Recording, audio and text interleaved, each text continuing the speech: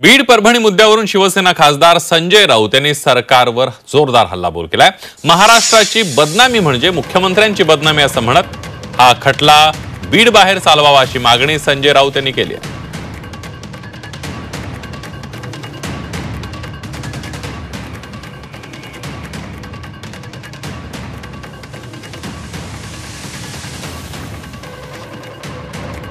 हा एक गंभीर विषय आहे।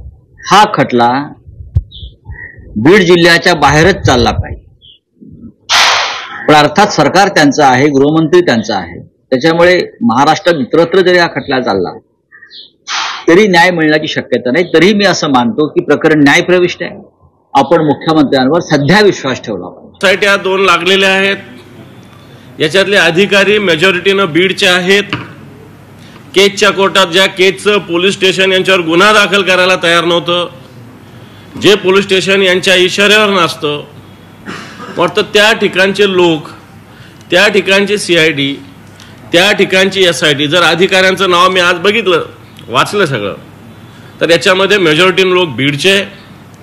माझं याच्यातलं स्पष्ट मत असं आहे की याच्यामध्ये राज्याचा एखादा वरिष्ठ अधिकारी याच्यामध्ये असला पाहिजे, एक स्वतंत्र टीम राज्याची त्याच्यामध्ये असली पाहिजे, आणि हा खटला केजच्या ऐवजी बीड जिल्हा सोडून मग संभाजीनगर असेल, पुणे असेल, नगर असेल, इतरत्र चालवला पाहिजे।